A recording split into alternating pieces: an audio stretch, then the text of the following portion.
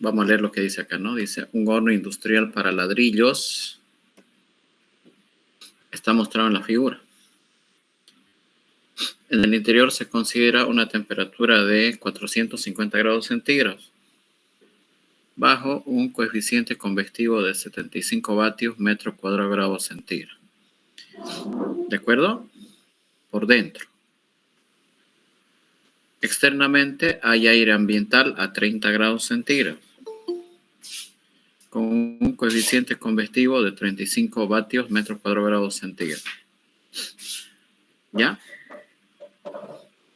Dice, si el espesor de las paredes del horno es de 20 centímetros y el material sólido, ¿no?, con el cual está fabricado tiene una conductividad térmica de 0,05 vatios metro grado centígrado, calcular, dice, ¿no?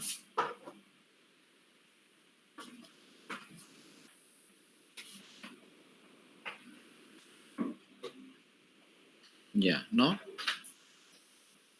Bueno, ¿qué dice calcular? ¿Qué vamos a calcular aquí? El inciso A nos pide calcular la razón de la transferencia de calor que pierde el horno. ¿Sí? ¿Cuánto calor pierde el horno? ¿Estamos de acuerdo? El inciso B, ¿qué pregunta? El inciso B pregunta el valor del coeficiente global de transferencia de calor medido en la pared exterior. ¿Ya? Inciso C, la resistencia térmica del sistema, del horno, ¿no? Inciso D, ¿qué cantidad de gas natural se debe quemar para mantener el horno operable? Sí se sabe que el rendimiento de la combustión es 33%. ¿Ya? Y además dice que posee un calor de combustión de 15.500 o 650 kilojulios por cada kilogramo. ¿Ya? Ahí está, ¿no? Bueno, entonces este ejemplo puede ser una situación real, ¿verdad? De un horno para ladrillos. Si ustedes alguna vez han visitado una industria de cerámicas, a lo mejor han visto un horno que es muy parecido a esto seguramente, no idéntico, ¿no? Pero parecido. Ya en donde se cuece la cerámica un buen tiempo, ¿no? Antiguamente se utilizaba leña para cocer los ladrillos. Ahora ya no, ahora se utiliza gas natural. Adentro la temperatura tiene que estar a 450 y hay un coeficiente convectivo de 75. Y por fuera hay aire frío a 30 grados centígrados con un H de 35. ¿Ya? Y estas son las dimensiones del horno. Hay una zona semicilíndrica, ¿no? Aquí. Una zona semicilíndrica que tiene una longitud de 3 metros. Y los dos extremos del lado izquierdo y el lado derecho son secciones esféricas, ¿no? Sí, son un cuarto de esfera, o sea, son dos, ¿no?, laterales o cabezales, como quieran llamarlo, izquierdo y derecho, que están formados por un cuarto de esfera. Esta es la vista lateral o la vista frontal no, lateral, dice, ¿no?, del horno, y esta es la vista, bueno, esta debería ser la frontal, ¿no? Aquí no sé. Ahí está, esta es la vista frontal del horno. Y esta es la vista lateral, ¿no? En donde podemos averiguar los radios. El radio interior es de 1 metro y el radio exterior obviamente es de 1,2 metros. ¿Por qué? Porque el espesor del ladrillo es de 20 centímetros, ¿no? ¿Sí? Es de 20 centímetros. ¿De acuerdo? Aquí está, ¿no? Y hay que calcular un montón de cosas. Vamos a ir entonces parte por parte. A no ser que alguien tenga alguna pregunta y no entienda alguna parte del ejercicio, lo podemos aclarar, ¿no? Por ahí no entienden algo, me avisan, lo aclaramos.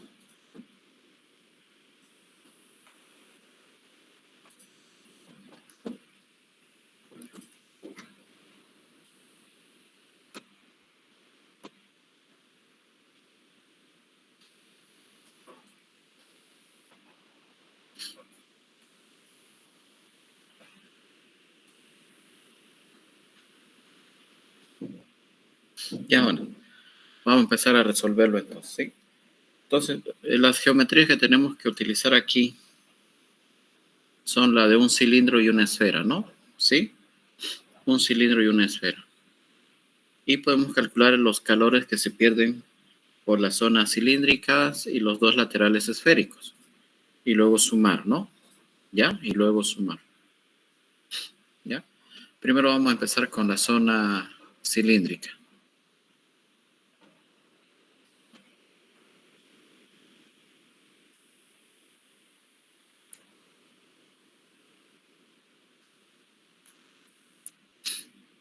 Es como si fuese un tubo, pero cortado de manera longitudinal, ¿no? A la mitad. ¿Sí? Entonces, fíjense, para un cilindro, ¿no? Tenemos que la transferencia de calor o la razón de la transferencia de calor en la zona cilíndrica va a ser igual a la fuerza impulsora entre las resistencias, ¿no? Y en realidad hay tres resistencias. Una convección interna,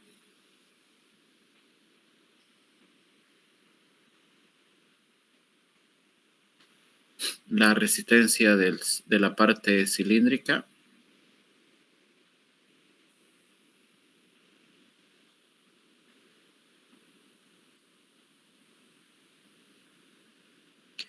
más la resistencia exterior, ¿no? Aquí sería, si ustedes quieren, área 1 y esto sería área 2. Y la fuerza impulsora es la temperatura mayor menos la temperatura menor.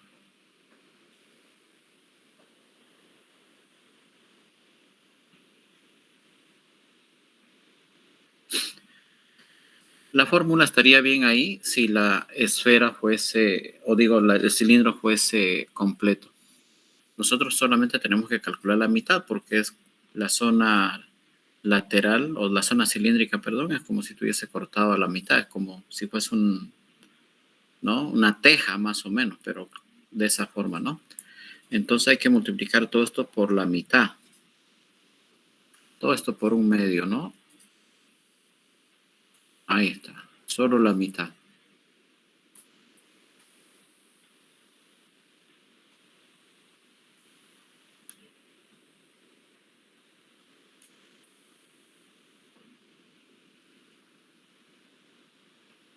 Ahí está, la mitad longitudinal solamente, ¿no? ¿Ya? ¿Qué vamos a hacer, jóvenes? Vamos a empezar a calcular algunos términos. Por ejemplo, el área interior es 2pi R1L.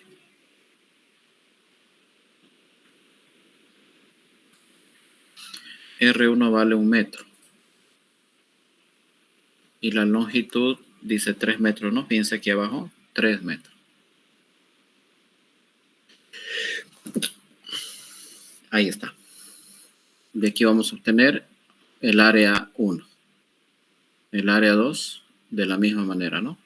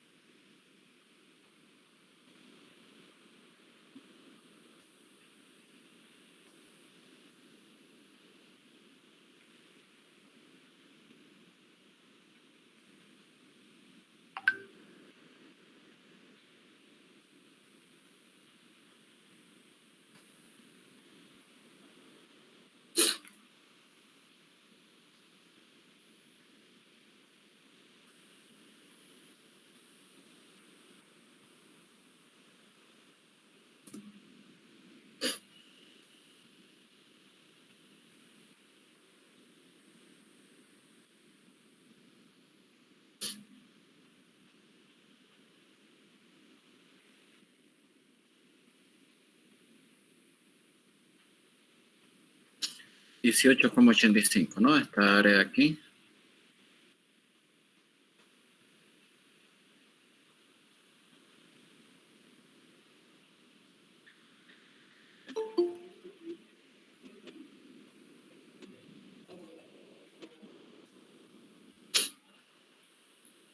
$22,62.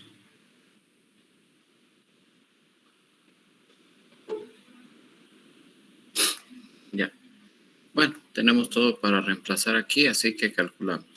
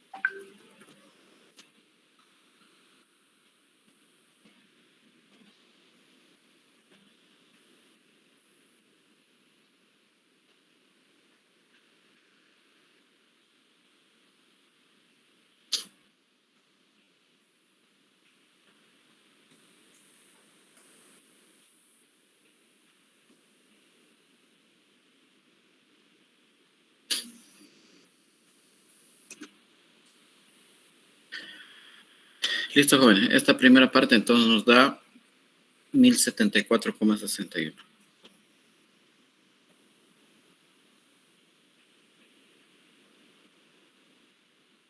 ¿Ya? Ahí está, ¿sí? Ese es el calor perdido por la zona cilíndrica, ¿no? Por la mitad longitudinal de la zona cilíndrica. ¿Sí? A ver, todo está correcto. Ya. Vamos con la zona esférica ahora.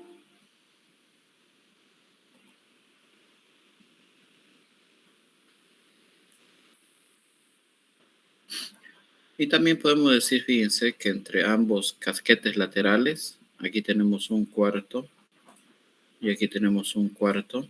Un cuarto y un cuarto hacen la mitad de una esfera. Entonces también tenemos que calcular la mitad del calor perdido por una esfera.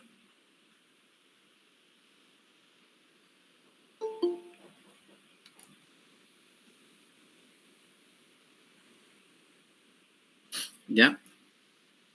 Hay que tomar en cuenta también la mitad.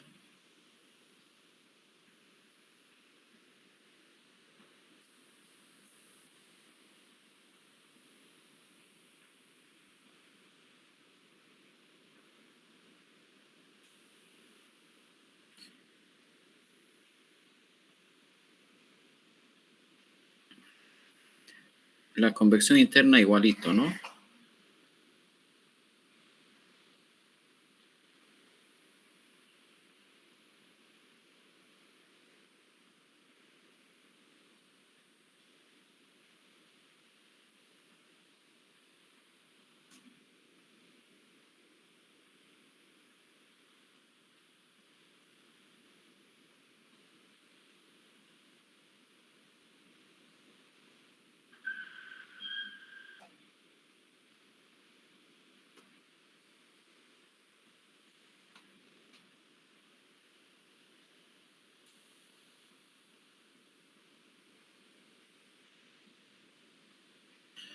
Entonces no se olviden, un cuarto más un cuarto me da un medio.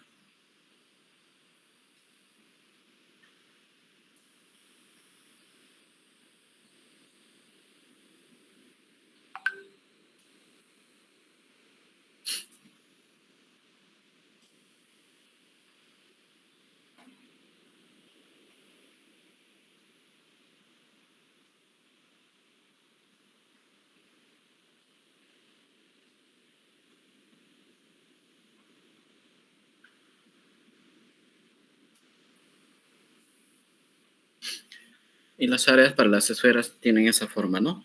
¿Ya? Bueno, aquí entonces reemplazamos.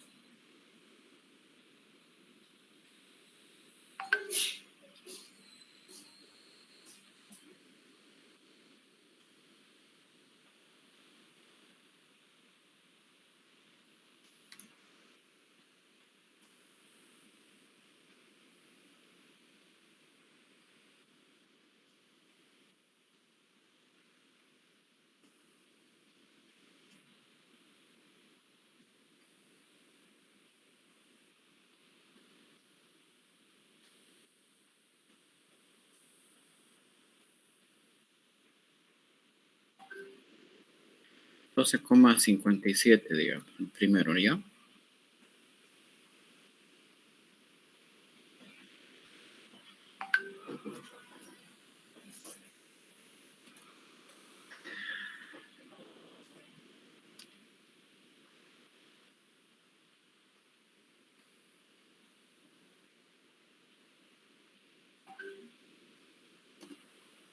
18,0, 18,1.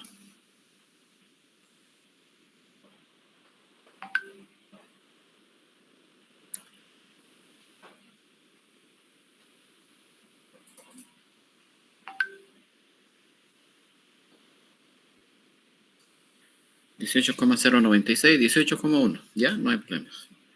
Con los redondeos. Bueno, entonces pasamos, ¿no?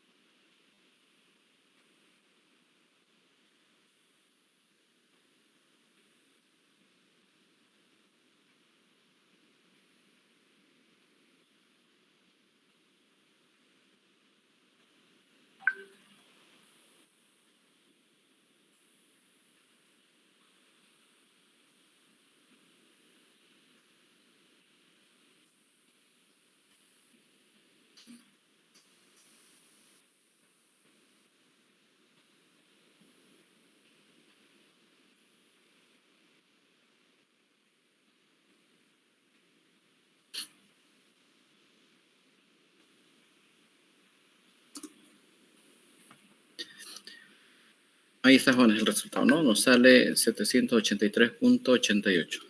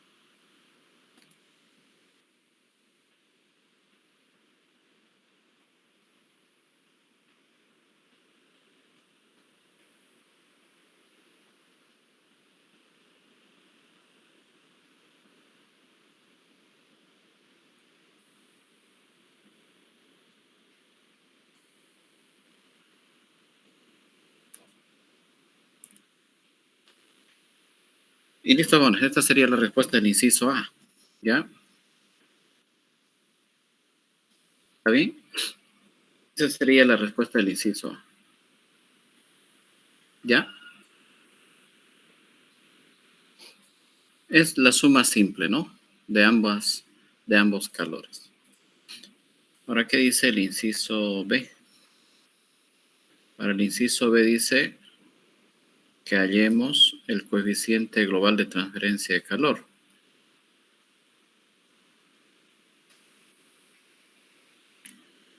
Pero medido afuera, dice. ¿Ya? Medido en la parte exterior. Esto entonces se puede calcular tomando en cuenta esta expresión, ¿no? Que el calor total es igual al producto de U por A por la fuerza impulsora, ¿no?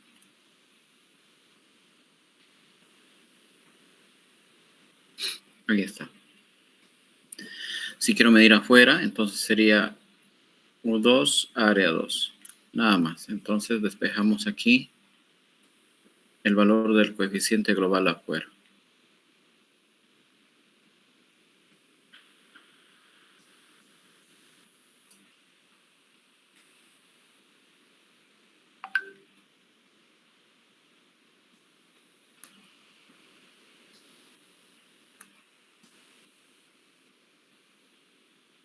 ¿Ya? Así nomás, ¿no?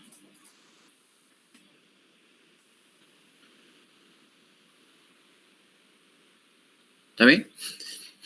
Sin embargo, el área exterior es la suma de las dos áreas, ¿no? ¿Sí o no? Es la suma de las dos áreas. Aquí el área exterior. No creo que me alcance espacio. Lo bajamos nomás acá.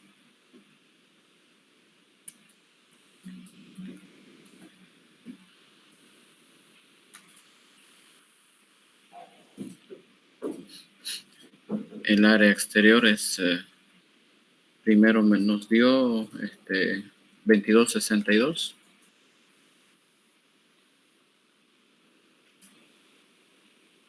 Más 18,1.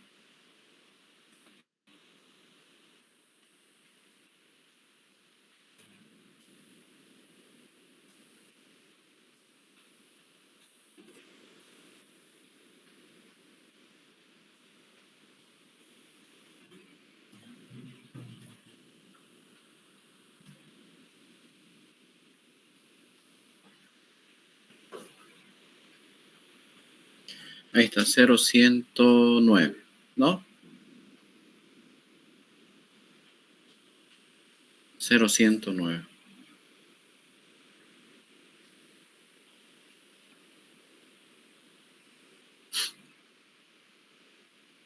Pero el área, hay que tener aquí una observación, jóvenes, por si acaso, ¿ya? Aquí el área la estamos calculando como si estuviesen completas, ¿no? ¿Sí? Como si estuviesen completas. Entonces, en la parte cilíndrica tiene una mitad longitudinal y la parte esférica, entre esos dos, un cuarto hacen la mitad. Entonces hay que tomar también en cuenta esa área, porque esta área es como si estuviese completa, esta área de acá, ¿no? ¿Ya? Entonces hay que dividirlo entre dos, por un medio, ¿no? Entonces este un medio debería bajar también a dividir. O la otra es que lo multiplicamos todo por 2 arriba y se arregla, ¿ya? Ahí está. Arreglamos esto, ¿no? ¿Ya? Entonces aquí esta área tiene que ser la mitad, ¿no? El área total. Entonces es como si dividiésemos entre 2, pero al final el 2 sube a multiplicar, ¿no?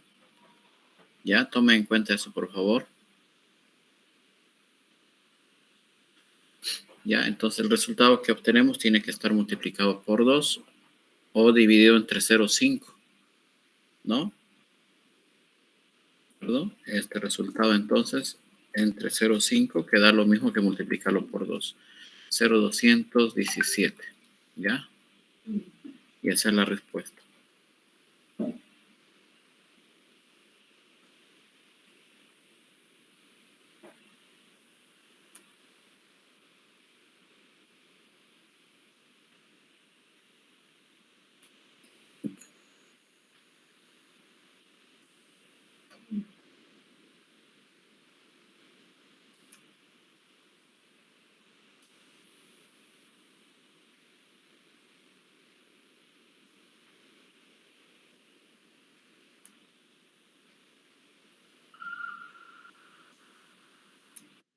¿Ya? Ahí está. Si hay alguna duda, alguna pregunta, pueden preguntar. El inciso C, la resistencia térmica del sistema.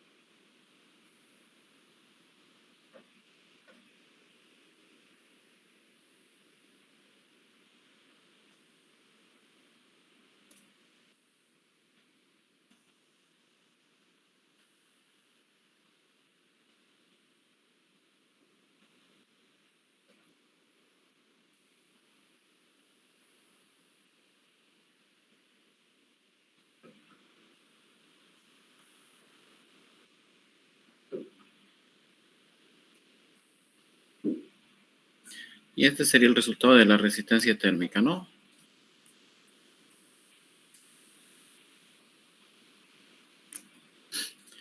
Fíjense que la resistencia térmica ya está incluida en el flujo de calor, ¿no? En Q. ¿Ya? Entonces este sería el valor de la resistencia térmica. Fíjense, si uno aplica los conceptos, no es necesario escribir todo ese conjunto de ecuaciones que hemos llenado en la teoría, ¿no?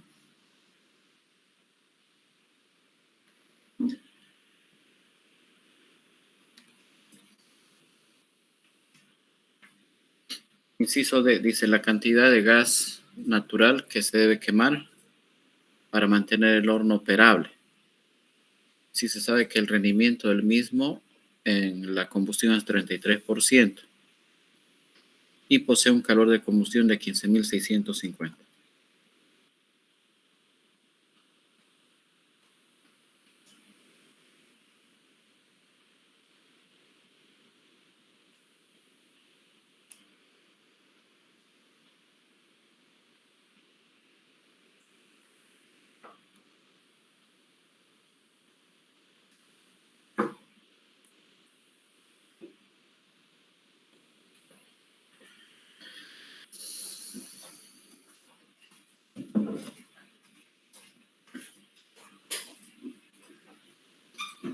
Ya.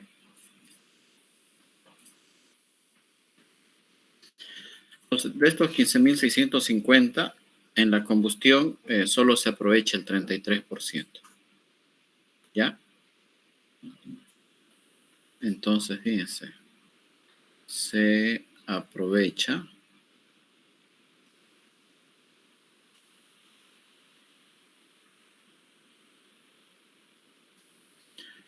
Vamos a llamar prima, el 33% de este calor de combustión. ¿Ya?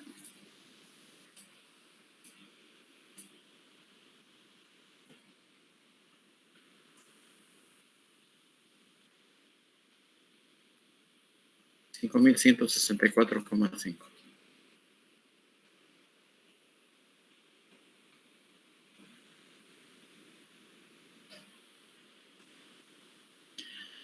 No, entonces, por cada kilogramo de gas que se quema, de los 15.650, solo se aprovecha 5.164. Por otros factores, no por pérdida, ¿no? Sí, no por pérdida. Se pierde debido quizás a problemas de mala combustión, a problemas de que el aire no entra puro, entra con nitrógeno y argón, y el nitrógeno y el argón roban calor y se salen por la chimenea, ¿no? Sí, por la chimenea en la combustión, no a través de las paredes, ¿sí?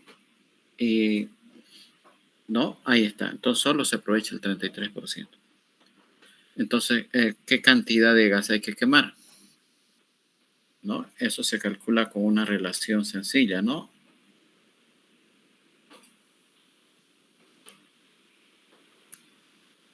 Entonces, fíjense, el calor total va a ser igual a la masa de combustible quemado por la cantidad de calor producido por la combustión, pero aprovechable, ¿no?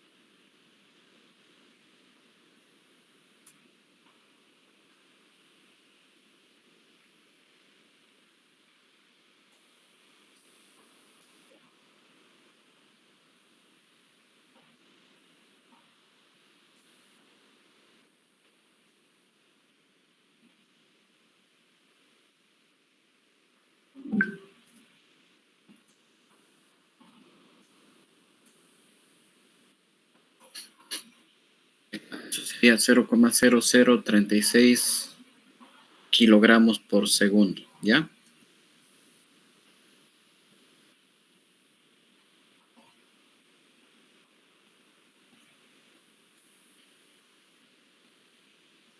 3,6 nomás, ¿no? Redondeando.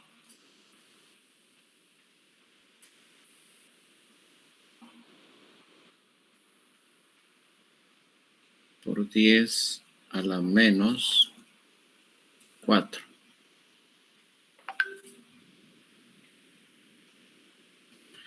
Entonces, si lo llevamos a unidades más coherentes, por hora, digamos, lo multiplicaríamos por 3600, ¿no? ¿Ya?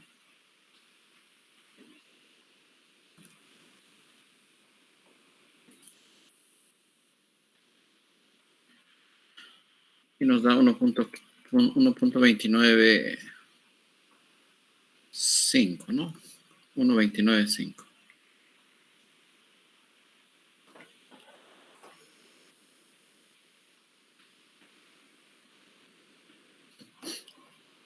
Ya, ahí está. ¿Sí? ¿Está bien? Esta sería la respuesta.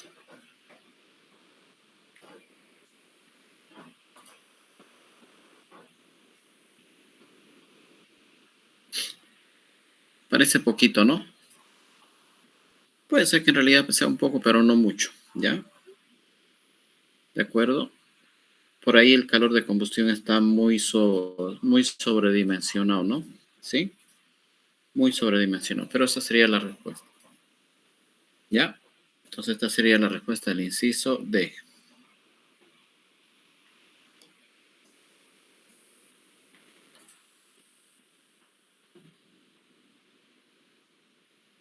Bueno, ¿alguna pregunta, alguna duda hasta aquí con este ejercicio? Con esto terminamos, ¿no?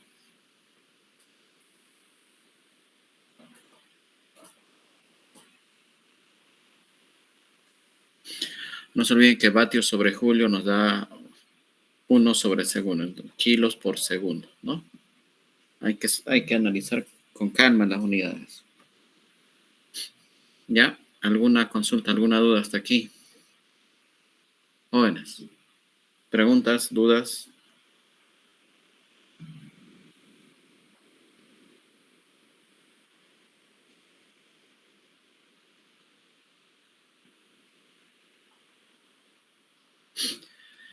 A ver, voy a adicionar yo 2 preguntas más, ¿sí? O una, ¿sí? Una pregunta voy a adicionar, ¿de acuerdo?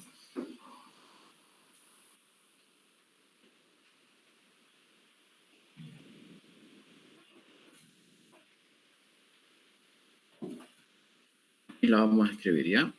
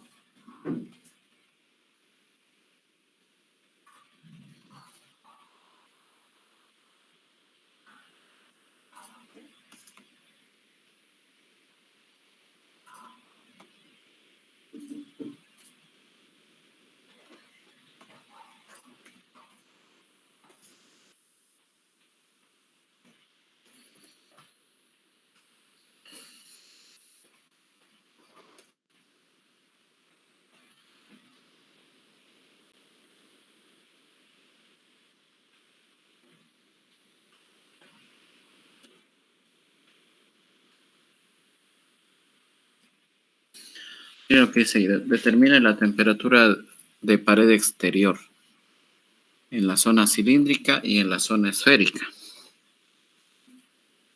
¿Ya, jóvenes? ¿O será que las temperaturas de pared son altas afuera?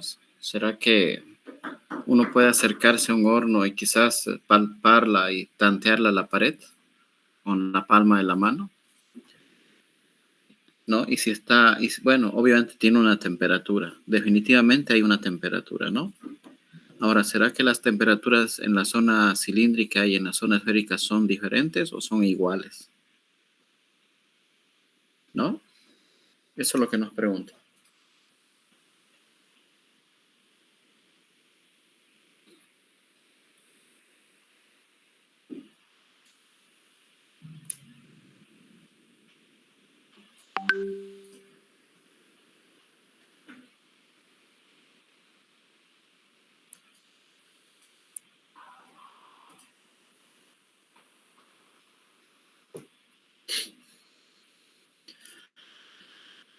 Miren, en la zona cilíndrica, sabemos que el calor en la zona cilíndrica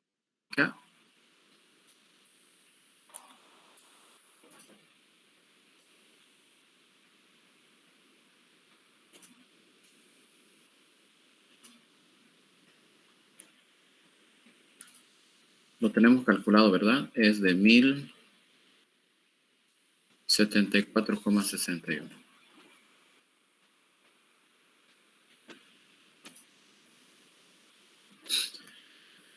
Y si nosotros analizamos desde la superficie hacia afuera, afuera hay aire frío, entonces simplemente consideramos convección.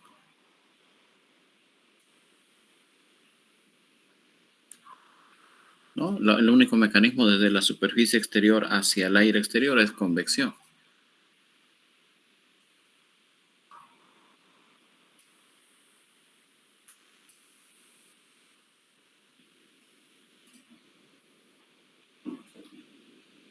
Podríamos llamarle T1 y T2 directamente, ¿no? ¿Ya? T1 y T2. T1 es la temperatura de pared interna y T2 es la temperatura de pared exterior. Para no ponerle TP y todo eso, ¿no? T1 y T2. En este caso, estamos tomando afuera, podemos decir T2, ¿no? Ahí está, solo Newton. No necesitamos más, ¿no? El calor tiene que ser el mismo porque estamos trabajando o considerando una situación de estado estacionario.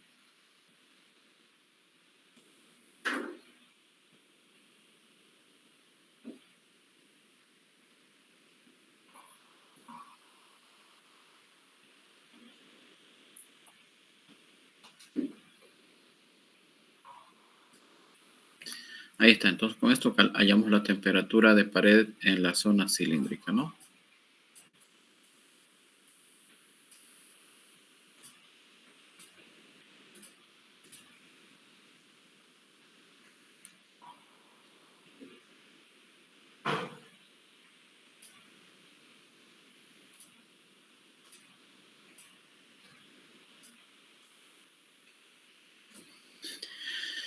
El área exterior en la zona cilíndrica está aquí, ¿no? El área 2, 22,62. Pero cuidado con la mitad, ¿no?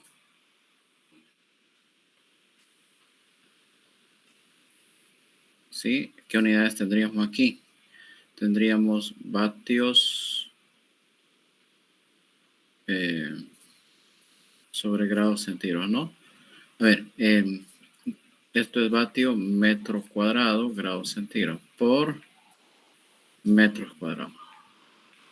Los metros cuadrados se van, los vatios, y nos va a quedar en grados centígrados. Ahí no nos olvidemos que esto es la mitad también, ¿no? Entonces, entre 2 o subiendo por 2, ¿no? Por eso es la mitad. En todo momento, no hay que olvidarse de eso.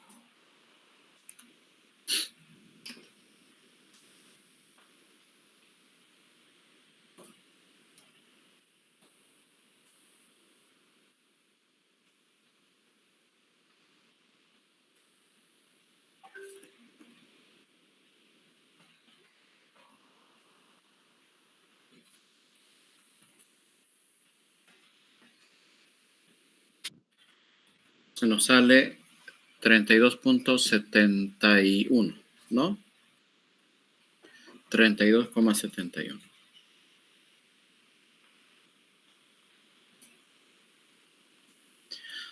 Y esta temperatura es bien coherente porque por dentro efectivamente está muy caliente, ¿no? Y seguro que a lo mejor la temperatura de la superficie interna, de la pared interna, es muy alta también. Pero ahí el material del horno, que es un material refractario, está cumpliendo su oficio, está haciendo que la temperatura afuera no sea tan grande, ¿no? Entonces uno se puede acercar al horno y hasta puede palparlo con la mano, no se va a quemar, ¿no?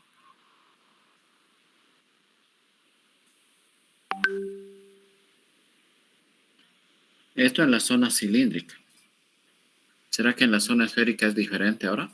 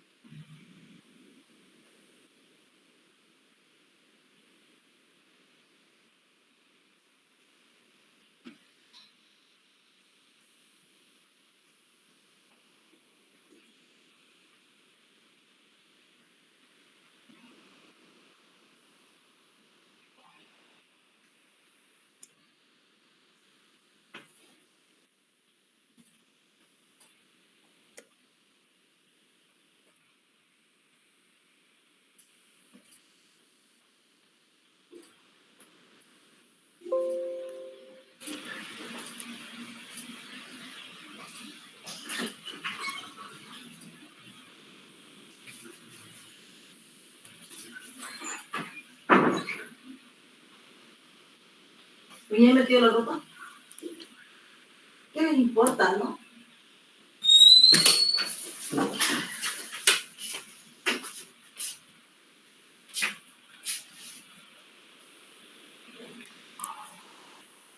Ya, Jonas, ahí está. ¿Sí? ¿Está bien? Entonces, ¿qué tenemos que hacer aquí? Hacer lo mismo, ¿no? Despejar la temperatura 2. Y solamente tomando en cuenta la convección exterior, ¿no?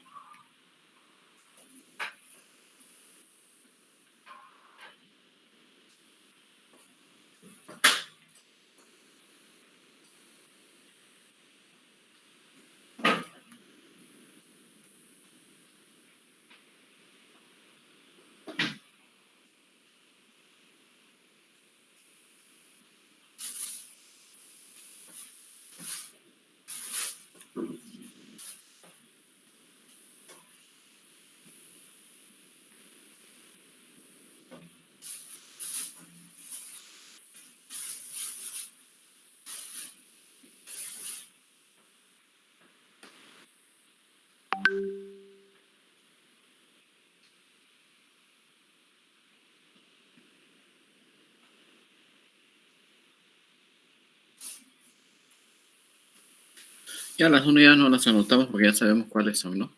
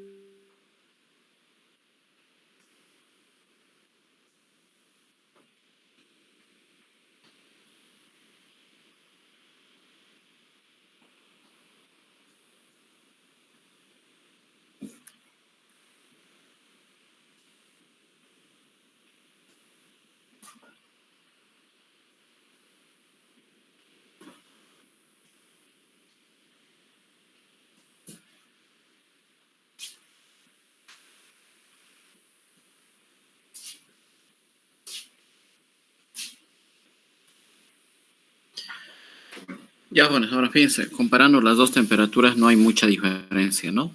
Sí. Y bueno, la verdad que si nosotros tuviésemos una cámara térmica, observaríamos que hay zonas un tanto más calientes y un tanto más frías, ¿no?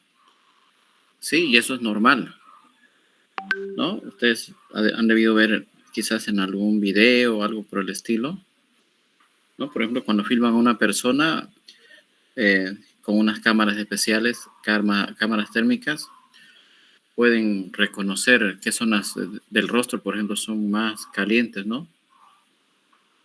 Sí. ¿Qué zonas son más calientes? La punta de la nariz, por ejemplo, puede estar más fría, las orejas más frías y las zonas más calientes seguramente en la zona de los ojos, en la zona de la boca, del cuello. Y un horno de esta naturaleza no es tan diferente de eso también.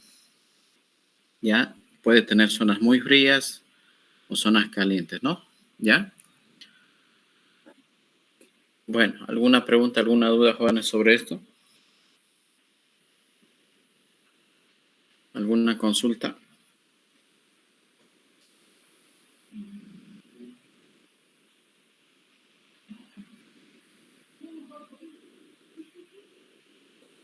Consulta, señores, están muy calladitos, ¿qué ha pasado? Ya, bueno. Con esto entonces terminamos esta parte. Vamos a pasar a la siguiente, que es el concepto de radio crítico de aislamiento. ¿Ya? Sí, el concepto de radio crítico de aislamiento.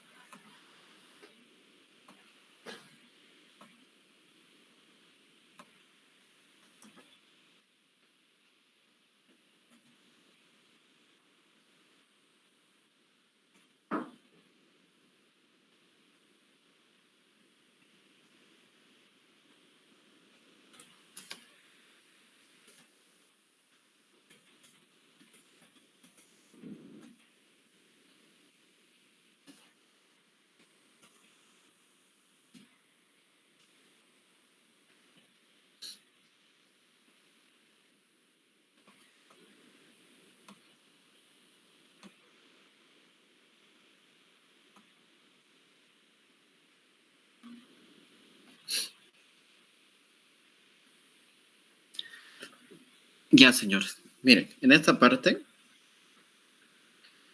vamos a estudiar un fenómeno interesante que ocurre generalmente en sistemas de área variable y más específicamente ocurre en sistemas radiales.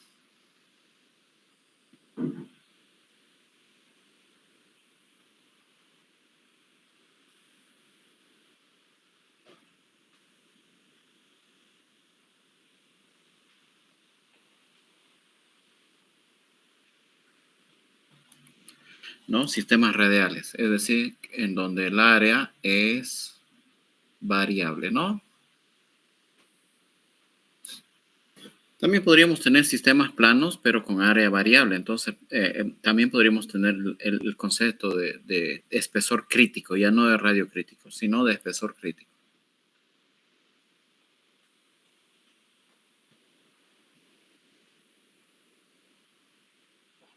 ¿Ya? ¿Está bien?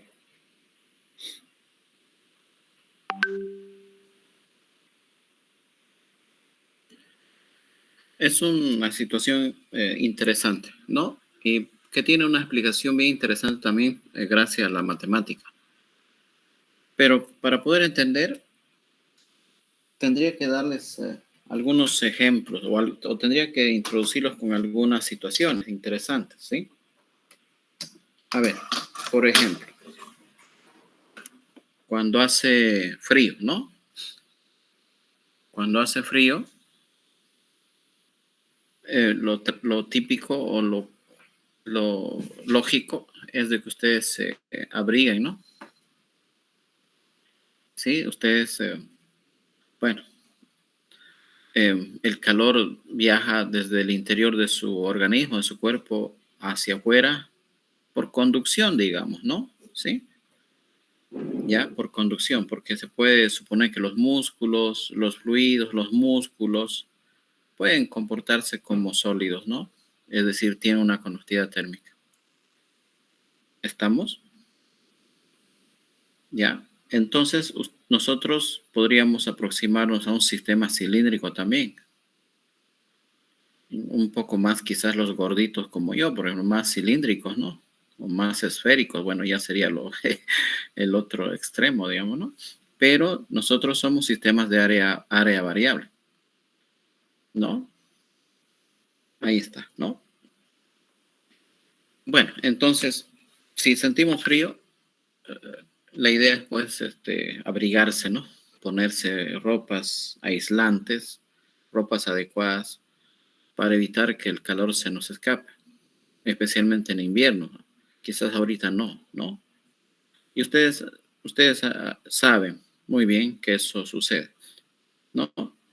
Y bueno, ustedes siempre han tenido la idea y lo han experimentado en carne propia, que cuando hace frío, obviamente pues la naturaleza nos obliga a cubrirnos, ¿no? Con unas buenas ropas y procurar que el calor se elimine lo menos posible, es decir, que perdamos la mínima cantidad de calor y obviamente nos encontremos calientitos a una temperatura cómoda, ¿no? ¿Ya? Ahí está, eso es lo natural. Y si nos hace más frío, bueno, pues nos arropamos más todavía, ¿no? ¿Sí? En esos días de invierno tremendos, uno está a lo mejor con una polerita de algodón, está con una camisa, está con ¿no? Una chompita, un suéter, ¿no? Y después, si se puede, una chamarra. Entonces tenemos múltiples sistemas de aislamiento, ¿no? ¿Ya? Y mientras más hace frío, seguramente más nos abrigamos para tratar de eliminar menos el calor. Y la cantidad de calor que se elimina ocurre porque la temperatura exterior baja, pues, ¿no? Baja. Entonces, tanto el calor por convección como el calor por radiación aumenta. ¿Por qué? Porque la temperatura exterior disminuye. Entonces, eso hace que la fuerza impulsora sea más alta, ¿no? Más alta. Ahí estamos, ¿no? Pero ahora, imagínense que sucede algo raro, ¿no? Sucede algo raro. Se nos presenta uno de esos días de invierno, ¿no? Nos empieza a hacer frío, el clima arrecia, se hace más frío intenso. Y bueno, lo lógico, agarramos, qué sé yo, un jersey, una chompa, un suéter, y nos ponemos y sentimos más frío, ¿no? Pero caramba, esta chompa no sirve, o este jersey no sirve. O puede ser que antes sentía más frío, ¿no? Ahora me pongo la chompa, digamos, y qué cosa rara, ahora me hace mucho más frío todavía. No puede ser, ¿no? ¿Qué hacemos? Agarramos una chamarra de las buenas, me pongo la chamarra y la cosa sigue mal. Siento mucho más frío que al principio. Mientras más me abrigo, siento más frío. Claro que eso no sucede, ¿no? Pero cuando hablamos de este asunto del radio crítico, pasa eso. Pasa eso. Entonces, quizás es difícil entender el concepto de radio crítico de buenas a primeras, pero con la charla, con el ejemplo que les estoy dando, ya por lo menos se van a introducir en esta idea. Entonces, a ver, hagamos una conclusión sobre esto. Entonces, hace frío, nos cubrimos, ya nos hace menos frío. Eso es lo natural y lo típico. Pero ahora sucede una anomalía térmica. Hace frío, aumentamos nuestras ropas y nos hace más frío. Aumenta el frío. Nos seguimos aumentando ropas, nos hace mucho más frío todavía. ¿No? Nos compramos o nos conseguimos una buena chamarra y resulta que el tiro al revés, ¿no? Y nos hace mucho más frío. Es preferible estar sin nada porque vamos a sentir menos frío que cuando nos colocamos las ropas. ¿Ya? Entonces, parece una situación anómala, ¿no? Rara, pero sucede. Esto puede pasar en la realidad con sistemas físicos, con tuberías, ¿no? En la industria, ¿no? Entonces, miren, yo tengo, por ejemplo, una nueva instalación de una línea de vapor para hacer funcionar algún equipo, algún reactor, un intercambiador de calor. Tengo una línea de vapor, un tubo, ¿no? Y bueno, tengo cierto diámetro de tubería, en su interior circula vapor saturado o sobrecalentado a cierta temperatura, ¿no?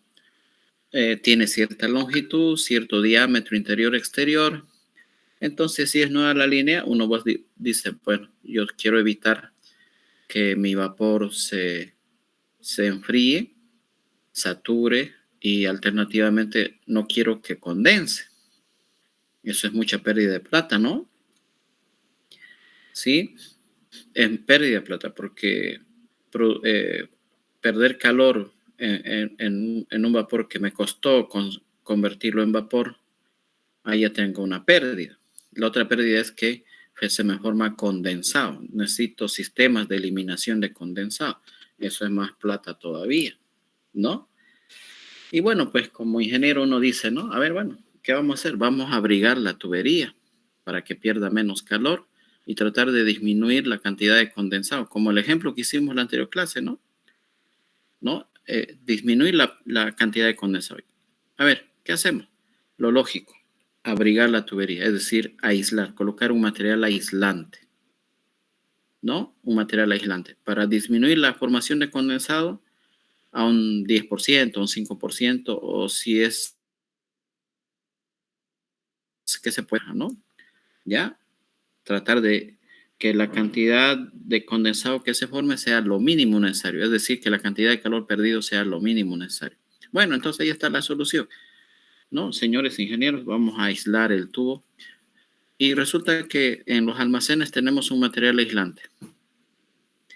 Y le decimos, bueno, señores de mantenimiento, operadores, ya vayan y coloquen, instálenle a esos 100 metros de tubo el aislante que tienen en el depósito en los almacenes.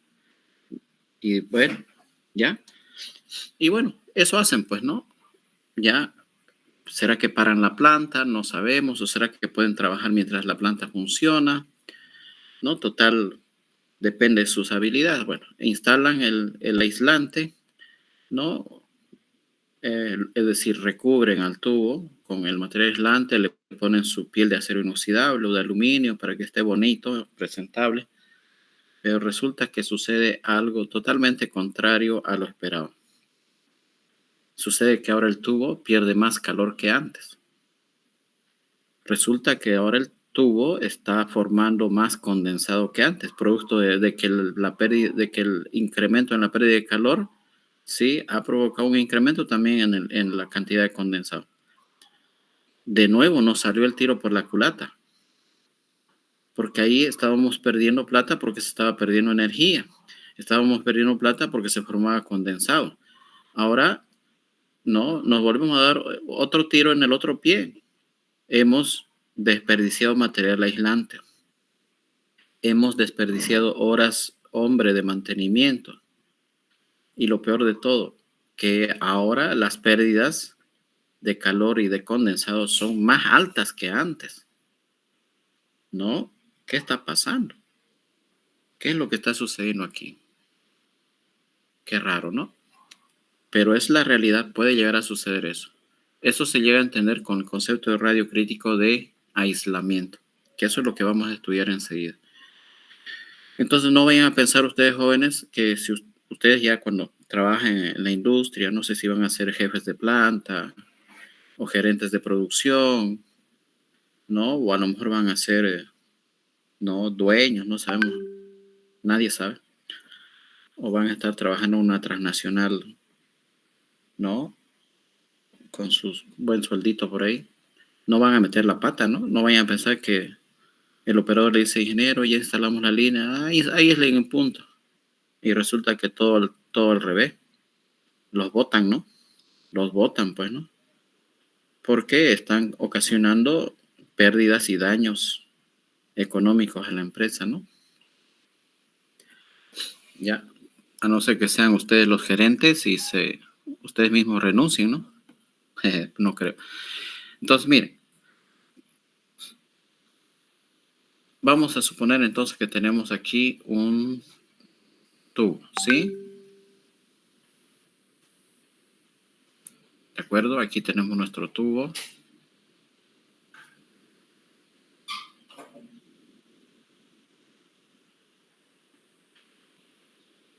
Que obviamente va a perder calor, ¿no?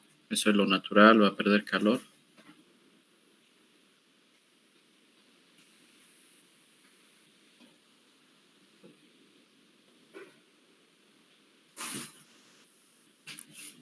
¿No? En el interior está circulando un fluido, vapor, puede ser, o un fluido caliente,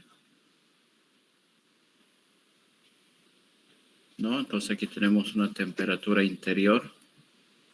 Y si es vapor especialmente saturado. El ejemplo del vapor saturado es lo mejor, ¿sí? Entonces se puede asegurar que la temperatura de pared va a ser casi igual, por no decir lo mismo, que la temperatura del vapor, ¿no? Porque cuando es vapor saturado, basta que perdamos un pelín de calor y ya está formando condensado. Y cuando se forma condensado, ¿no? El proceso es isobárico y es isotérmico, más que todo isotérmico. Entonces significa que la temperatura en el centro del tubo, que es la del vapor, tiene que ser la misma temperatura de pared. ¿Eso qué implica? Que cuando hay condensación, los coeficientes convectivos para el lado de la condensación son muy grandes y su resistencia se desprecia. ¿Ya? Entonces voy a tener aquí un calor sin aislante, que simplemente sería igual a la que obtenemos por Newton, ¿no? Tendríamos un coeficiente convectivo exterior, una temperatura de fluido exterior, ¿no? Y esto sería igual entonces al coeficiente convectivo exterior, el área del tubo, la temperatura de pared, que es prácticamente igual a la temperatura del vapor, menos la temperatura del fluido exterior. Ahí está. Así se calcularía, ¿no? Si no tiene aislante. Y siempre y cuando exista una diferencia de temperaturas, va a haber pérdida de calor. Siempre. ¿Ya? Siempre. Bueno, entonces ahora la idea es aislar, ¿no? Aislar. Entonces vamos a ponerle con aislante. Si aislamos, tendríamos una situación entonces de recubrir la parte externa con material aislante, ¿no? ¿Sí? Ahí está, estaríamos recubriendo entonces con cierto espesor de material aislante. Sí, lo vamos a mejorar el dibujito.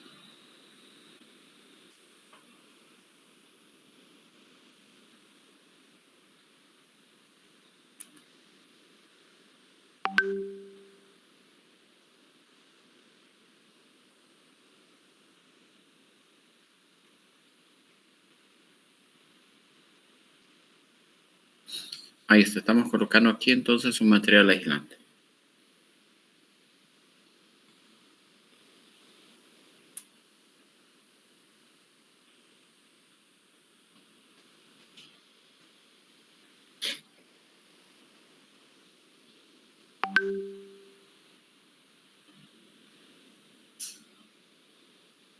Entonces aquí tendríamos el radio del tubo, el radio exterior, vamos a llamarle R sub 0. Y aquí el radio con cierta cantidad de material aislante.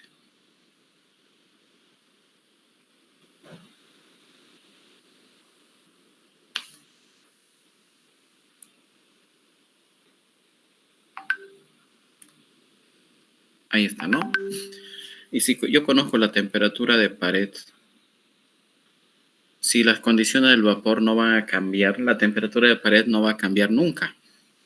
Por eso les decía que trabajar a modo de ejemplo, a modo didáctico con vapor es lo mejor, para que se entienda, ¿ya? Entonces, la temperatura de pared no va a cambiar. Por más que tenga o no tenga aislante, no va a cambiar. ¿Sí? Entonces, ¿qué tendríamos por acá? Tendríamos lo siguiente, ¿no? Tendríamos dos resistencias. Si tomamos en cuenta desde la pared, ¿no? Del tubo hacia afuera. Tendríamos la resistencia del aislante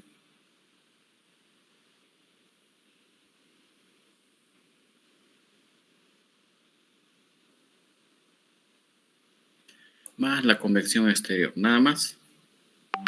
La convección interna y la resistencia del tubo no se está tomando en cuenta. La convección interna no se toma porque 1 entre infinito me va a dar 0, ¿no? Con este dato. Y se supone que el tubo es de metal, tiene paredes delgadas y los metales tienen alta conductividad térmica, entonces puede suponer que la temperatura de pared es prácticamente igual a la temperatura del vapor, ¿no? ¿Sí? Por eso es que no estoy tomando en cuenta la convección del vapor interna porque su resistencia es 0 y tampoco estoy tomando en cuenta la resistencia del tubo porque es metálico y la temperatura de pared interna del tubo es casi igual a la temperatura de pared externa del tubo, que lo podemos igualar a este valor. Ya, entonces sería 1 sobre H exterior y el área exterior. Pero el área exterior es 2 pi RL.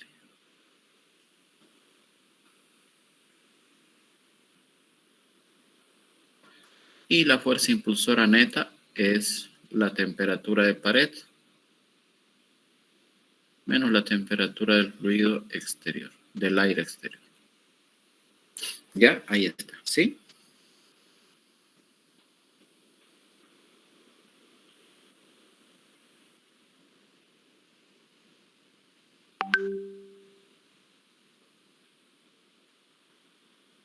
¿Estamos?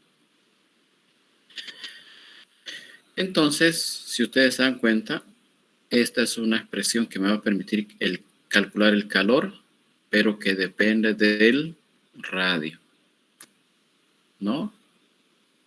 Este calor de aquí, depende del radio. Por eso si quieren el radio lo colocamos con otro color. Lo voy a colocar con color naranja. Ahí está. Si el radio aumenta o disminuye por adición o eliminación de aislante, si R aumenta, significa que estamos aumentando aislante, ¿no? Y si R disminuye, significa que estamos eliminando aislante o estamos retirando aislante.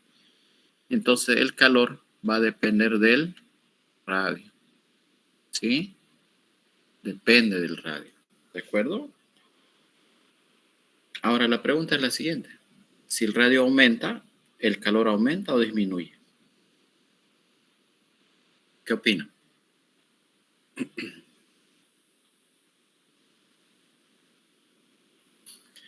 Ya, vamos a hacer, fíjense, una gráfica, ¿de acuerdo? Aquí.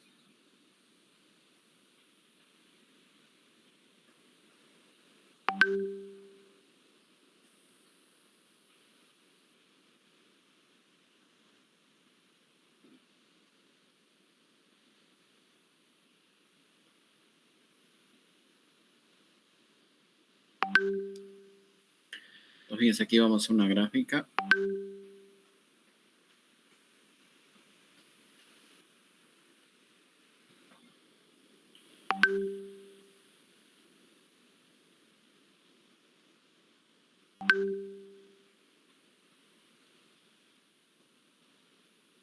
Y la gráfica, el dominio de la gráfica empieza en donde se tiene el radio del tubo, ¿no? ¿Sí? Ahí empieza. Ese es el dominio de la gráfica. ¿Sí o no, jóvenes? ¿Ya? Tiene que ser ahí. ¿Por qué? Porque si no empezase ahí, significaría que estaríamos colocando el aislante por dentro del tubo. Una tarea absurda y difícil, ¿no? Colocar aislante, es decir, ustedes compran tubos, ¿no? En el comercio industrial hay de 12 metros, de 6 metros. Ya, entonces seguramente si su longitud de tubo es de 100 metros, van a comprar los tubos más largos. ¿Será que podrían aislar por dentro? Es absurdo, pues, ¿no? Por más que se pueda aislar por dentro, es absurdo porque también van a disminuir el área de flujo. Es decir, lo van a obstruir más. Entonces, el dominio de esta gráfica siempre empieza desde el radio sub cero, ¿no? Y si empezamos en el radio sub cero, tendríamos el tubo desnudo, sin nada de aislante. Sin nada de aislante, ¿de acuerdo? Y tendríamos entonces simplemente una situación de convección, ¿no? Externo. Aquí está. Tendríamos aquí entonces un calor.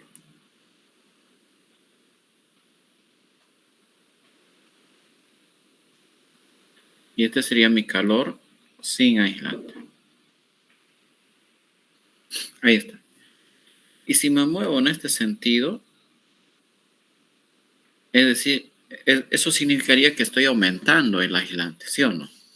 Claro, estoy empezando por acá y si me muevo hasta este otro lugar, eso implica un aumento de material aislante, es decir, colocar material aislante. Y si graficamos esta expresión y hacemos variar el radio aumentándolo, vamos a darnos cuenta, jóvenes, que la razón de la transferencia de calor también, bajo ciertas circunstancias, ¿no? Aumentaría hasta un punto máximo. ¿Ya? Aumentaría. Y eso es lo que les acabo de explicar. Que al aumentar el aislante ocurre ese efecto negativo, ese efecto raro de que la razón de la transferencia de calor aumenta. Y aumenta hasta un punto máximo. Este es un punto máximo. Ya, vamos a llamarle Q máximo. Y este punto máximo está determinado por un radio. El famoso radio crítico de aislamiento. ¿Ya? Ahí está. Entonces yo aumento el radio, eso significa aumentar aislante, y que estoy provocando que el calor aumente. Algo contradictorio. Pero ¿qué ocurre? A partir del radio crítico, y si sigo aumentando más material aislante, entonces ahí recién me voy a dar cuenta que la razón de la transferencia de calor está disminuyendo. Que es lo que uno cabe esperar, ¿no? ¿Sí? A partir del radio crítico, entonces, ahí sí efectivamente, al aumentar más aislante, la cantidad de calor está aumentando, ¿ya? Sí, entonces aquí tenemos una gráfica que sería graficar esta expresión en función al radio, ¿sí? Ahí está, ¿no? ¿A qué sería igual entonces el radio crítico?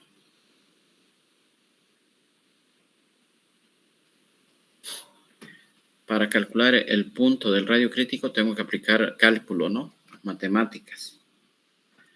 Aquí en este punto máximo, porque este es un máximo, ¿sí?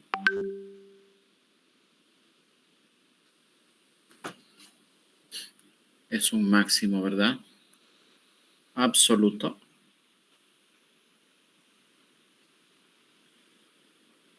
Es un máximo absoluto. Yo puedo aplicar algunas herramientas del cálculo. Por ejemplo, en este lugar, la línea tangente, ¿sí? La pendiente de una línea tangente es igual a 0. Ya, justo en este lugar, ¿sí o no? Ya, justo en ese lugar. Pero la pendiente, ¿cómo se halla? Con el concepto de derivada, ¿no?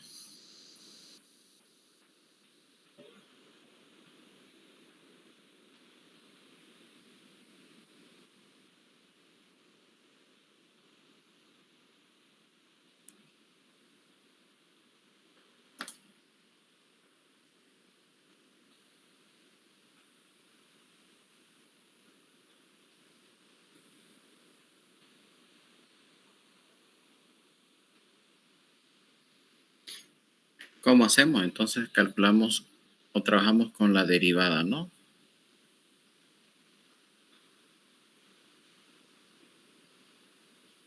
Tiene que darme 0 en ese lugar. Entonces tengo que derivar esta expresión.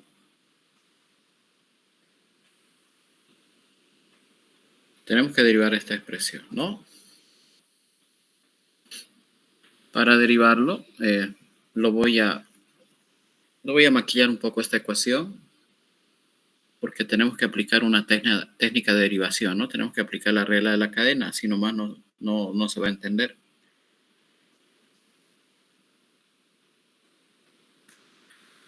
A esta diferencia es constante, no cambia, lo vamos a llamar delta T nomás, ¿sí?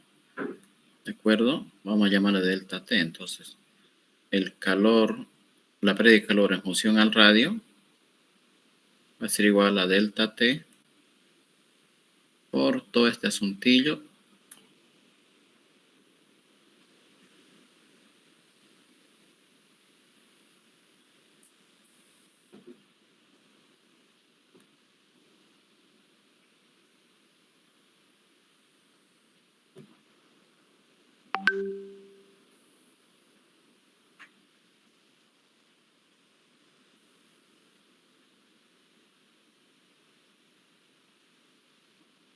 Ahí está, es lo mismo si se dan cuenta. Y aparte que aquí estoy aplicando propiedades de los logaritmos, ¿no? Sí, en la parte logarítmica. Ahora derivamos.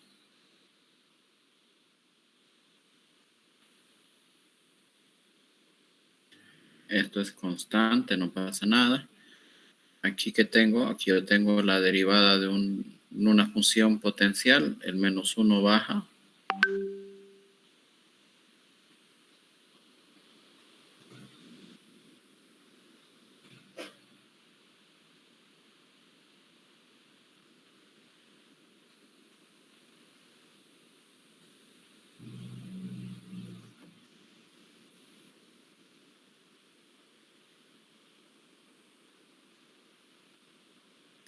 Y esto se hace a la menos 2, ¿no?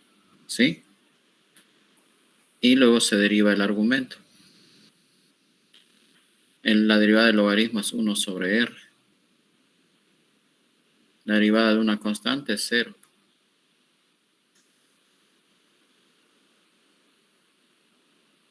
Más.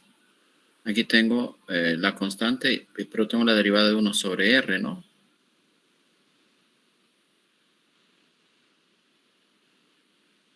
Que es lo mismo decir derivada de r a la menos 1.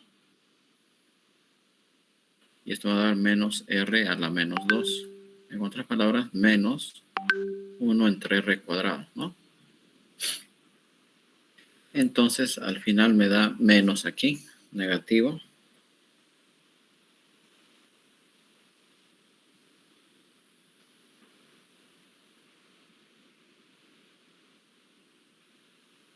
Toda la parte constante no cambia.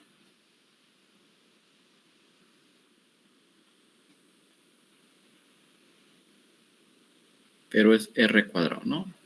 Ahí está, ¿sí? Esa es la derivada. Por si no se acuerdan, estamos aplicando la regla de la cadena. Esto lo voy a borrar, ¿no? Porque esto ustedes ya saben. ¿Ya? Esto se llama la regla de la cadena. Ahora acuérdense que todo esto es igual a 0. Si es igual a 0, estoy en un punto máximo. Que en realidad no importa si es absoluto o relativo, ¿no? Puede ser un máximo o un mínimo también. ¿Ya? Después ya con el criterio de la segunda derivada se puede demostrar si es un máximo o un mínimo. No va a ser en serio, porque yo les estoy garantizando que es un máximo, ¿no? Entonces, fíjense, aquí tengo entonces varios factores. Delta T es un factor, menos 1. Todo esto que está a la menos 2 es un factor. Y este, ¿no? Y este aquí el último. Delta T nunca va a ser 0. Menos 1 tampoco. Pero si lo pasamos a dividir, se anula. ¿No? Se va a anular. ¿De acuerdo? Se va a anular. No, entonces estos dos no pueden ser 0 nunca. Este podría ser 0. Este factor. ¿No? Entonces podría ser igual a 0. Como también este otro factor podría ser igual a 0. Sin embargo, este último factor es más sencillo que este otro de acá. Y si lo pongo, si elimino el negativo, sería como que todo esto no pasa a dividir y está al cuadrado, y al multiplicarse por 0 se anula. Entonces me queda simplemente este. No me va a quedar entonces así. 1 sobre r menos 0 es 1 sobre r, entonces me va a dar 2 pi k r l menos 1, 2 pi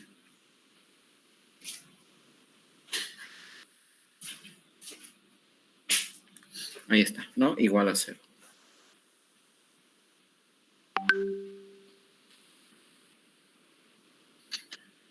Despejamos o simplificamos, ¿no? Y vamos a tener esto.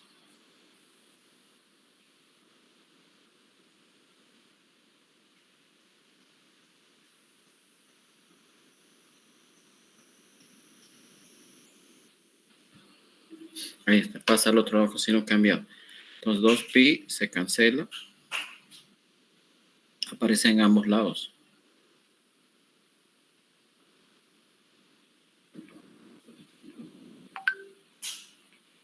Lo mismo que L y una R, ¿no? Y además al invertir arriba, aquí en este lado me va a quedar el coeficiente convectivo exterior por el radio. Y en el otro lado me va a quedar K. ¿Sí? Llegamos a esa conclusión. Entonces, si yo despejo el radio aquí, justamente este sería el valor del radio crítico. Que en este caso sería igual a la conductividad térmica del material aislante utilizado dividido entre el coeficiente convectivo de transferencia de calor afuera. ¿Ya? Y esto es el concepto de radio crítico, o la coordenada del radio crítico. Así podemos hallarlo.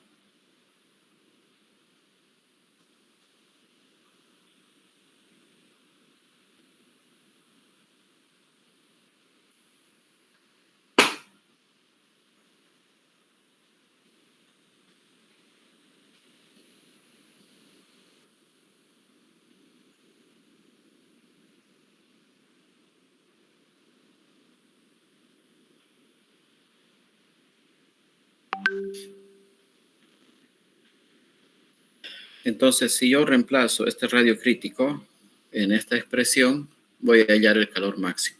¿Sí? El calor máximo, ¿no? ¿Me entienden, no? ¿Sí?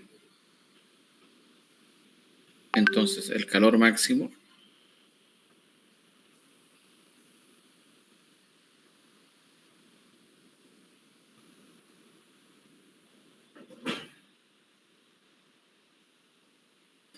sería igual a todo esto aquí.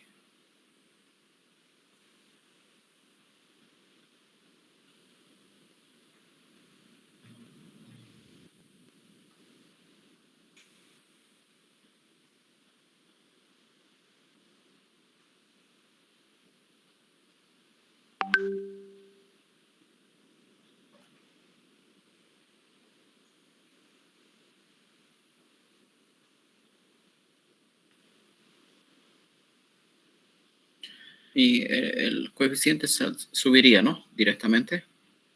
Subiría por acá y tendríamos esto.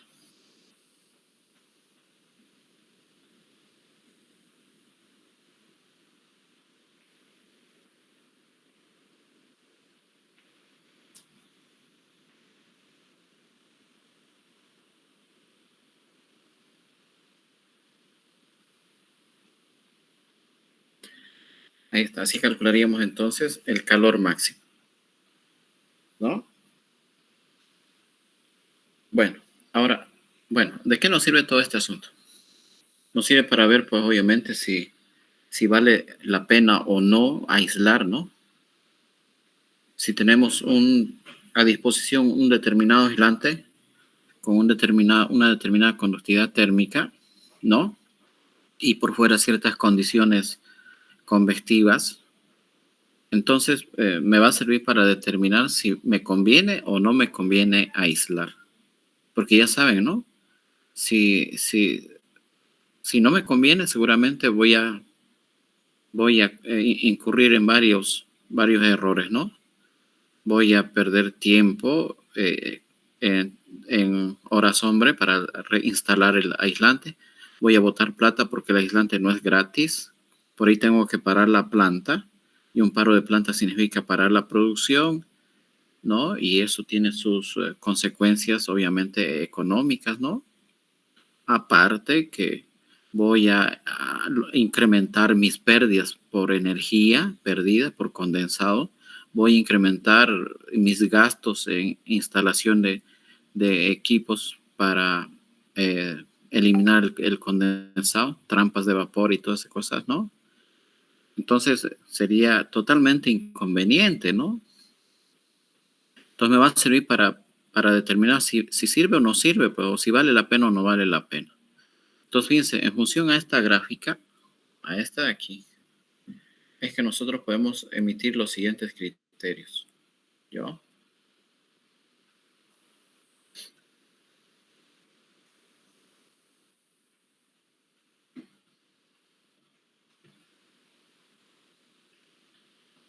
Todo está determinado por el radio crítico. ¿Sí?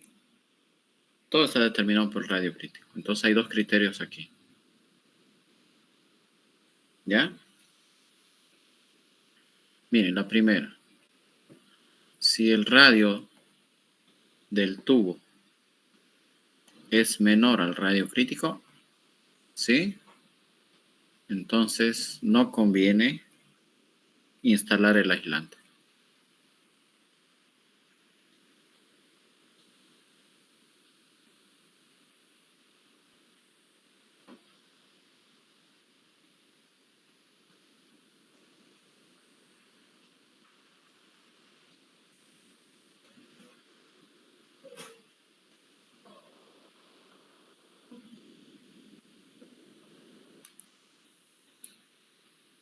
Ahí está, ¿no? Ya que una adición, ¿no?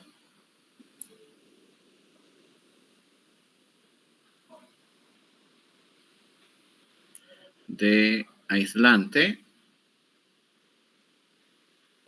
provoca un incremento en Q. ¿Sí? Ahí está, ¿no? Es decir, estamos en toda esta zona, ¿no?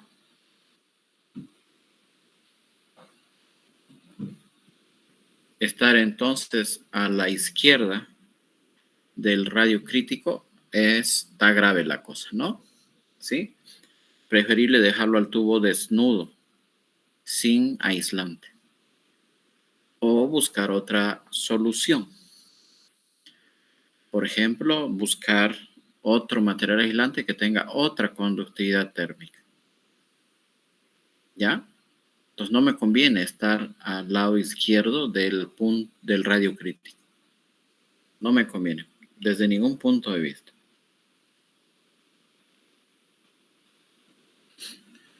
La otra situación es la conveniente, ¿no? Aquí, esto sí es lo que nos ayuda, ¿no? Si el radio del tubo es mayor o igual al radio crítico, ahí todo está el peluchelli, ¿no? Sí conviene instalar, ¿no?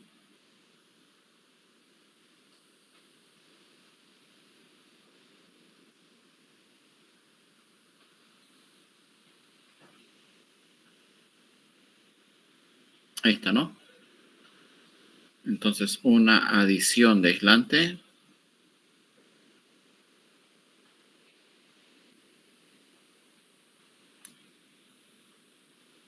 provoca una disminución, que eso es lo que uno espera, ¿no?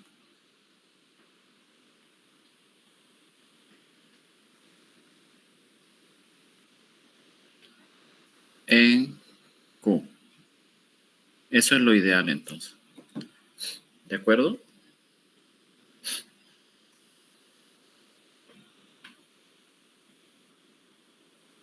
¿Se entiende, jóvenes?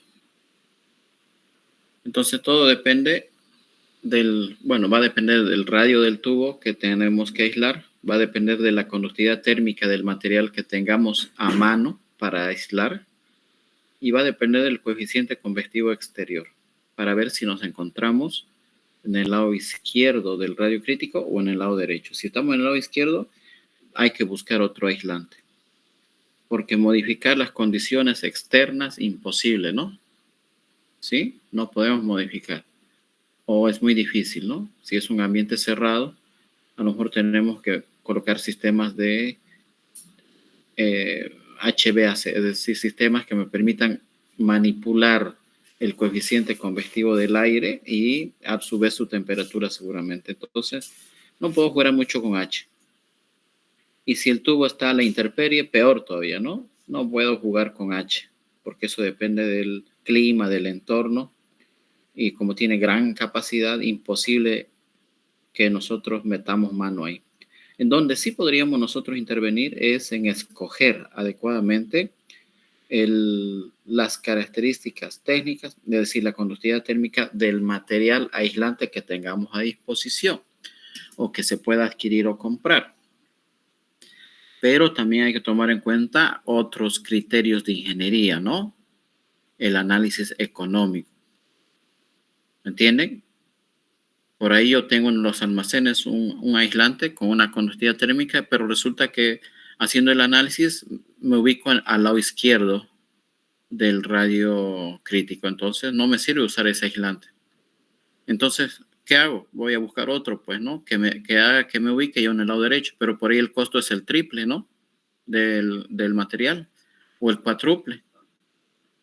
Y puede ser que no convenga. Entonces hay que hacer también un estudio no solo técnico, ¿no?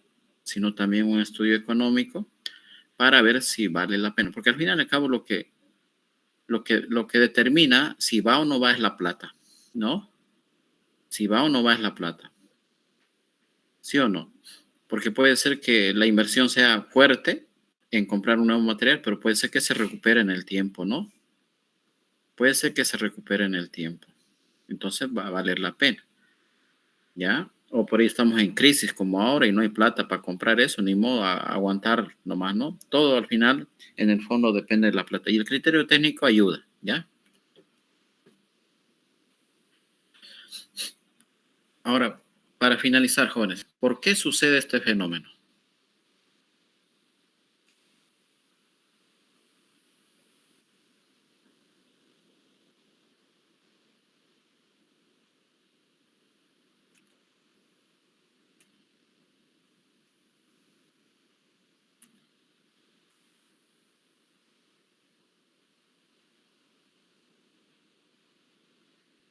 ¿Por qué sucede este fenómeno interesante?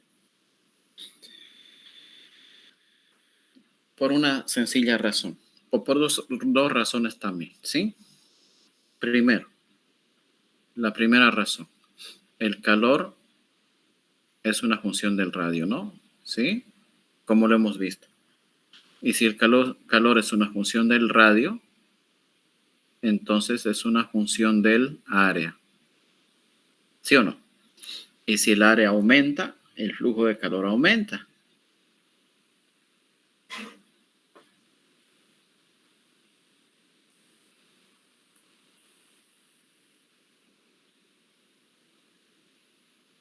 Entonces lo lógico es que el flujo de calor también aumente, ¿no?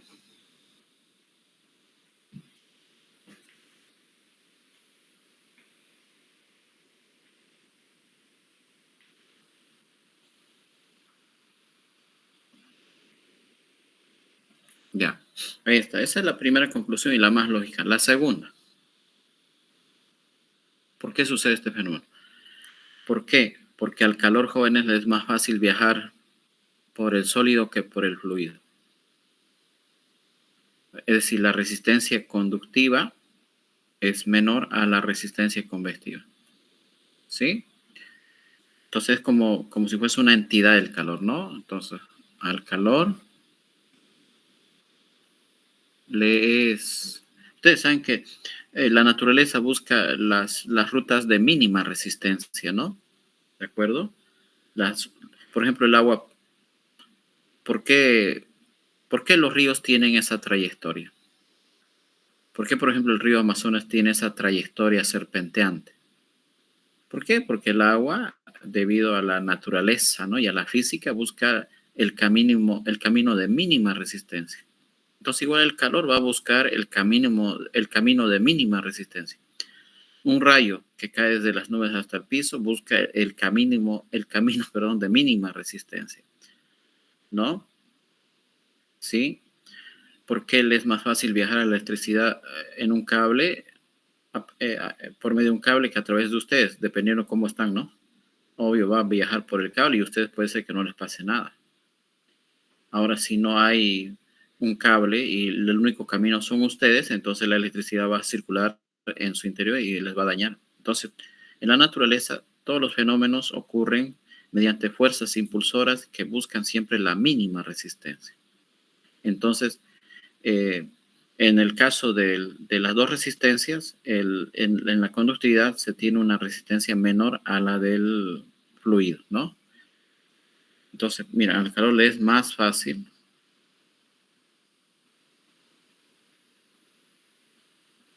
viajar, si ustedes quieren, ¿no? A través del sólido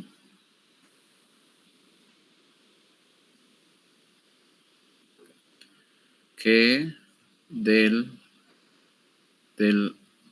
aire sería, porque esto generalmente ocurre en sistemas donde la atmósfera está rondando, ¿no?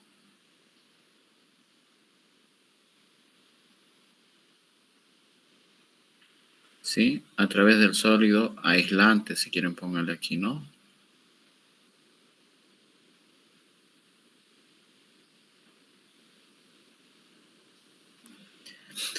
Ya, esta última parte, antes de que nos vamos, se refiere a que, por ejemplo, ¿por qué no utilizamos ropas de metal? No digo de hierro, ¿no?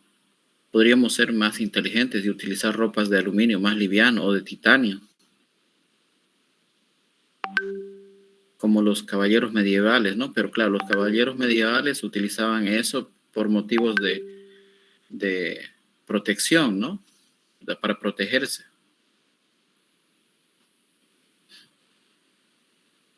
Entonces imagínense que en vez de ponerse una polerita de algodón, se estén poniendo algo parecido, pero hecho en malla metálica, ¿no? ¿Sí? Hecho en malla metálica. Y que en vez de ponerse un pantalón, se pongan, ¿no? Placas metálicas. ¿Es por qué? Porque el metal aumenta el área, pero su conductividad térmica es más alta, ¿no? Es más alta, entonces le conviene viajar al calor por el metal que por el aire exterior. Por eso es que ustedes, ¿no? Experimentan más frío. Entonces, al calor le conviene o le es más fácil viajar a través del sólido porque tiene alta conductividad térmica, es decir, una baja resistencia, todo lo contrario de alta conductividad, ¿no? Que al aire exterior, porque el aire tiene mayor resistencia, es decir, un valor de H menor, todo lo contrario. Por eso sucede este fenómeno. ¿Alguna duda, alguna pregunta hasta aquí?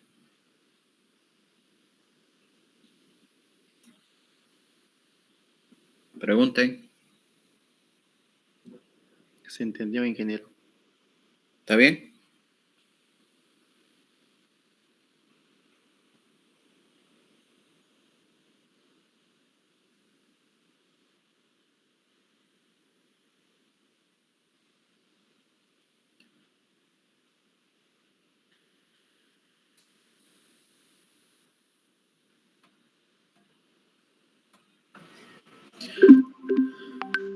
Ya bueno, aquí nos vamos a quedar ya. Nos vemos nomás entonces el lunes en la mañana, ¿no? Una consulta respecto a lo del examen. ¿Será que no podría ser el martes si es que usted puede y los demás también? Eso de estar cambiándolo a cada rato, prefiero tomarlo mañana nomás. Ya está bien el lunes entonces. Ya. Bueno, jóvenes, ¿alguna otra consulta? Ya. Cuídense, jóvenes. Buenas noches. Nos vemos ya. Hasta luego. Muchas gracias, ingeniero. Ya. Chao. Hasta luego, Inge. Ya. Chao.